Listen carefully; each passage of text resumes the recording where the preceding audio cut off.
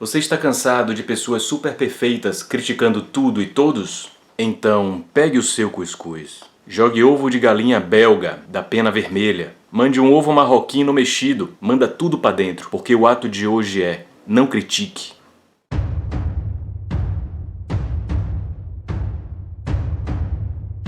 Certa vez eu estava numa reunião de colegiado com outros professores e a pauta da reunião era reclamar, criticar, falar mal de aluno, falar mal de determinadas circunstâncias envolvendo outros professores, enfim, reclamar. No meio daquela tempestade de reclamação, eu decidi ignorar aquela reunião que não estava sendo proveitosa, então peguei o meu Kindle e comecei a fazer a leitura de um livro, para tornar aquele momento mais proveitoso e deixar de perder o meu tempo.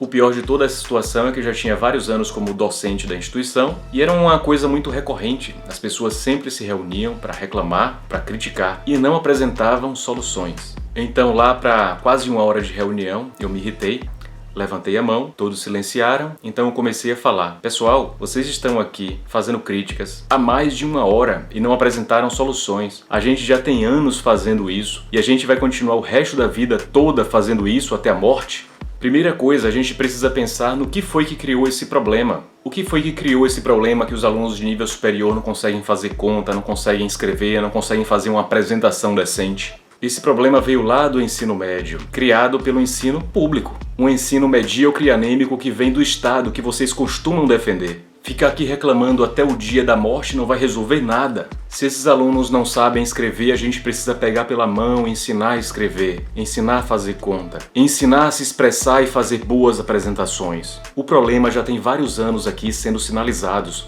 Vamos apresentar soluções para os problemas. Aqui eu estou trazendo esse relato de forma bem resumida porque a maior parte das pessoas não estão prontas para ouvir a verdade. Então, quando eu comecei a trazer aquelas palavras de forma direta e objetiva, chegou um ponto que a reunião era completo caos. E adivinha por quê? Porque a vibração daquelas pessoas é problema, caos. Há um experimento de um psicólogo muito famoso, Skinner, que ele comprovou que animais respondem de uma forma muito positiva quando eles são recompensados por coisas positivas que eles fazem. O desenvolvimento foi muito superior ao animal que era castigado por um mau comportamento. O que é que eu vejo na maior parte das reuniões corporativas? As pessoas são niveladas por baixo. Por exemplo, quando eu chego na universidade para dar aula, eu preciso assinar o ponto. Se eu não assino um ponto, é como se eu não tivesse dado aula. Certa vez eu estava dando aula em um prédio e eu teria que ir para um outro prédio. Quando eu saí da primeira aula para ir para o segundo horário, estava com o tempo muito corrido e eu acabei passando direto e não assinei. Então naquele dia eu não assinei o ponto, era como se eu não tivesse dado aula. Poucos dias depois, alguém da administração me ligou informando que iriam descontar o meu salário por eu não ter dado aula. Eu tive que sair de casa e ir pessoalmente conversar para mostrar que eu tinha dado aula, perguntava sobre aquela câmera da sala de aula, se funcionava, quantos alunos eu precisaria levar como testemunha que eu de fato dei aula, se o que vale de fato é a aula ou a assinatura. Então tive um trabalho imenso para contornar a situação, porque o princípio é da desconfiança e por causa de meia dúzia de idiotas, as pessoas boas são punidas.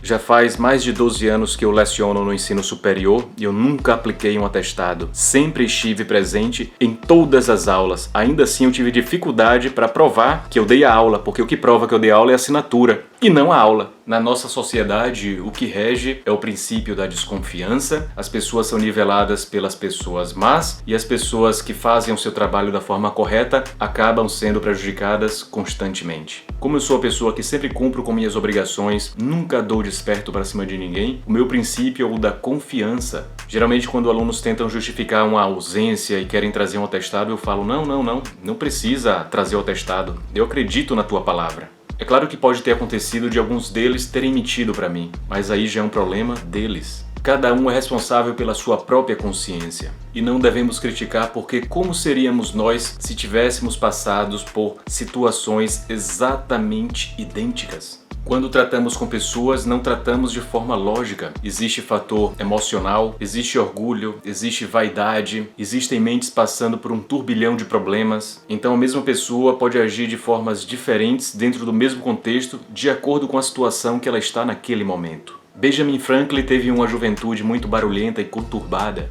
mas ele se tornou um diplomata. Certa vez perguntaram para ele qual o segredo do sucesso. Ele respondeu que não falaria mal de ninguém, sempre procuraria o ponto positivo em cada pessoa, sempre falaria bem de todos.